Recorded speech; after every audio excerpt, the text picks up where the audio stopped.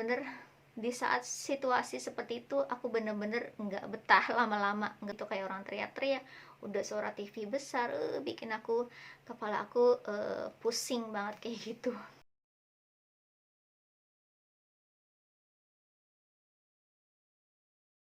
Teman-teman, di hari ini Jehas akan ceritain culture shock di Turki selama aku tinggal di Turki. Culture shock Turki yang pertama yang aku alami selama tinggal di Turki yaitu makan sepiring berdua. Jadi kan aku tinggal sama keluarga suami gitu ya, tapi beda rumah gitu ya, beda lantai, tapi beda lantai gitu ya, walaupun satu rumah kami beda lantai. Jadi setiap kalau lagi makan sarapan bareng atau makan malam bareng, jadi sepiring itu berdua gitu. Jadi bukan aku sama sepiring berdua sama suami gitu. Tergantung aku lagi dekatnya sama siapa duduknya. Misalnya aku lagi sama ibu mertuaku kayak gitu misalnya, atau bapak mertuaku gitu ya. Jadi satu piring itu kita berdua gitu. Jadi misalnya satu jenis menu, jadi misalnya satu menu misalnya ya, misalnya menu di piring tersebut itu ayam gitu ya, misalnya ayam goreng lah gitu ya. Jadi di piring tersebut ada, di satu piring tersebut itu misalnya ada 4 ayam atau 5 ayam untuk 2 orang gitu loh teman-teman. Jadi misalnya aku sama bumer aku itu bareng-bareng di dalam satu piring itu kayak gitu. Jadi seperti itu. Kalau misalnya juga di satu piring itu ada nasi ya, ada nasi, terus kita makannya di satu piring itu untuk berdua kayak gitu, enggak sendirian gitu loh teman-teman. Bisa dibayangin kan? Nah, kultur shock kedua, kultur shock Turki yang kedua selama aku tinggal di Turki itu adalah mandi 1 hari sekali. Dalam 1 hari sekali itu mandi sekali. Jadi kenapa? Karena kan cuaca di sini kan beda ya teman-teman. Jadi kalau misalnya contohnya lagi cuaca panas gitu ya, itu bisa mandi 2 atau sampai 3 kali kalau aku pribadi ya. Tapi kalau aku perhatikan dari yang aku lihat di sini itu mandi itu 1 hari 2 kali, atau bahkan ada yang walaupun cuaca panas ada yang mandi 1 hari sekali gitu ya. Misalnya pagi itu nggak mandi, jadi mandinya itu mepet ke malam gitu, mau menjelang malam, misalnya jam 1 atau jam 2 kayak gitu ya. Kalau musim panas di Turki kan jam 7 malam aja itu masih ada matahari gitu ya, masih panas gitu ya. Matahari terbenamnya itu sekitar jam 8 lewat. Jadi kayak gitu. Jadi walaupun misalnya cuaca panas, mandinya itu pada saat mau ke menjelang malam kayak gitu. Ada yang seperti itu di sini. Jadi di Turki seperti itu yang selama aku perhatikan kayak gitu ya. Terus misalnya kalau misalnya cuaca dingin gitu ya, itu bisa mandi 1 hari sekali kayak gitu. Misalnya pagi, di siang aja, misalnya di jam 12 siang kayak gitu. Kalau misalnya udah cuaca nggak begitu dingin kayak gitu ya. Bahkan ada yang saat cuaca dingin kayak gitu ya, ada yang nggak mandi dalam seharian itu gitu ya, karena cuaca benar-benar dingin gitu ya. Tapi kalau aku pribadi sih ya maksain mandi, karena kan di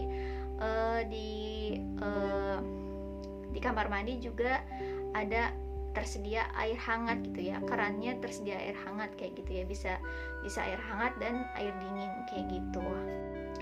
Pernah waktu aku lagi ngumpul-ngumpul sama orang Turki gitu ya, sama orang sini, terus aku bilang aku pamit dulu ya, mau siap-siap mandi terus sholat, masak makan malam gitu ya. Terus kata mereka ketawain aku gitu, mandi gitu ya, ngetawain aku gitu ya, cuaca lagi dingin kayak gini mandi kayak gitu ya. Mereka kayak kaget gitu. Aku dibilang sama suamiku juga aku mandi setiap hari kayak gitu ya di saat musim dingin itu kayak gitu.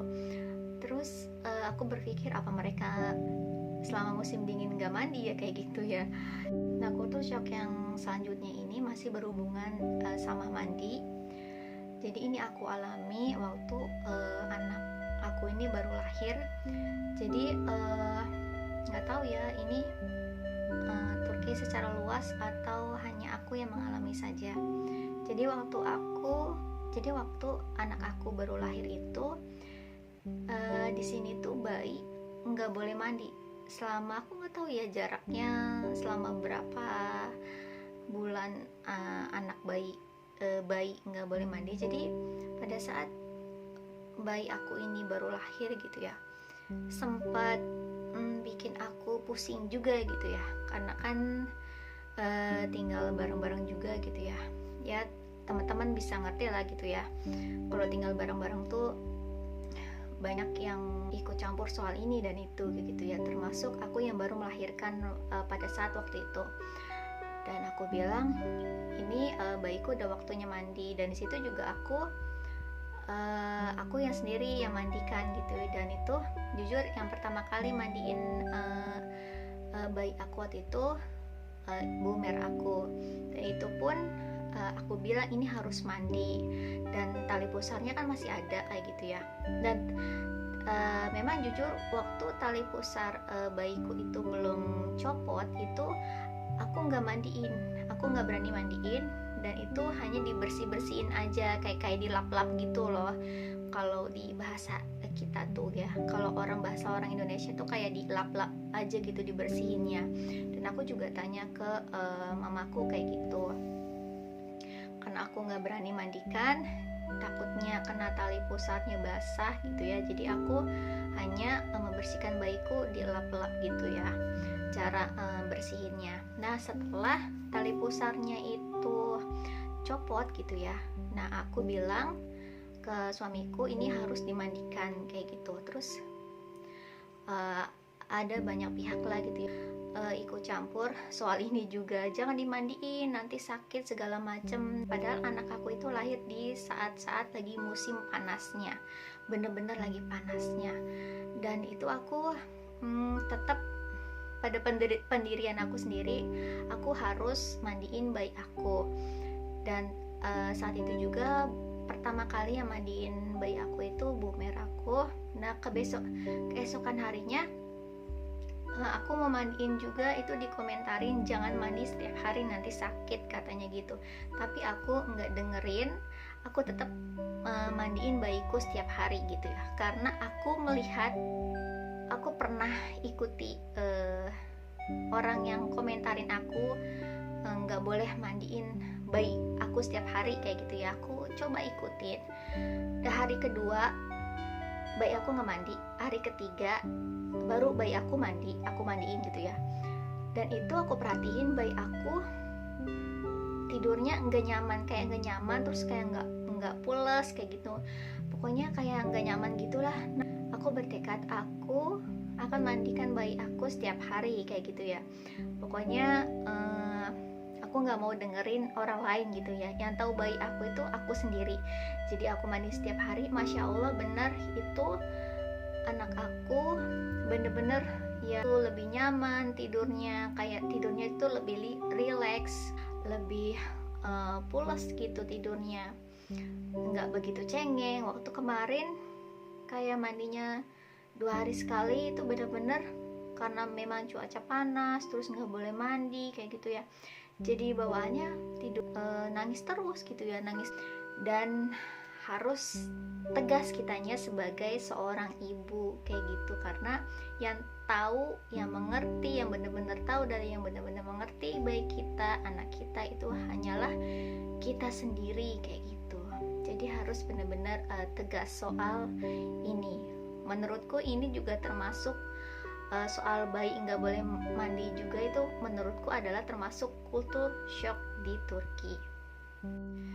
Kultur shock di Turki selanjutnya adalah cara mengetuk pintu.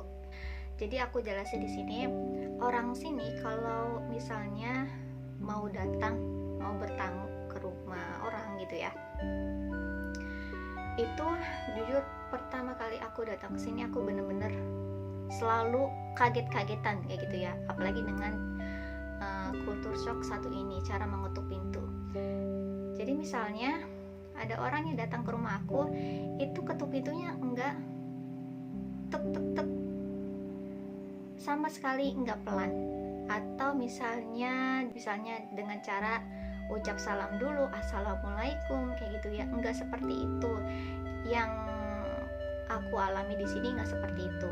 Jadi langsung sebut nama kayak gitu ya, misalnya Jehas gitu ya, tuk tuk tuk, langsung misalnya Jehas gitu, dengan suara yang benar-benar keras dan gedor-gedor pintunya itu. Kalau di Indonesia itu kayak ibarat, kalau di Indonesia itu kita bisa mengartikannya ada kabar buruk, terus orang yang bertamu ini lagi tergesa-gesa. Pasti kalian juga kalau misalnya ngerasain hal yang sama kayak aku, pasti bakal berpikir ada apa ya kayak gitu loh. Tapi waktu aku baru datang ke Turki, baru tinggal di Turki, aku benar-benar selalu kaget-kagetan terus dalam hal ini. Kalau misalnya orang ada yang datang ke rumahku, itu karena jadi bukan seperti ini gitu loh, bukan ngetuknya tuh bukan seperti ini gitu, bukan begini gitu ya, tapi begini gitu, begini ngetuk pintunya kayak gitu. Jadi bener dor kayak gitu, sehat gitu, pokoknya bener-bener teriak lah gitu ya. Apalagi kalau misalnya kita bener-bener dengernya itu misalnya lama kayak gitu ya. Misalnya kan aku lagi di dapur ya, dapur aku, pintu depan rumah itu lumayan agak jauh. Terus aku juga biasanya kalau masak itu pintu dapur aku itu aku tutup supaya ruang yang lainnya itu nggak kebauan gitu ya. Terus yang nggak dengar itu mereka akan tetap gedor-gedor pintu aku. Pokoknya intinya tuh selama aku belum dengar atau selama mereka belum capek manggil-manggil dan gedor-gedor pintunya, mereka akan terus gedor-gedor pintu itu selama pemilik rumahnya itu datang menghampiri kayak gitu ya. Aku kadang ya Allah, astagfirullahaladzim, kadang-kadang sampai kayak gitu. Tapi sekarang alhamdulillah udah biasa.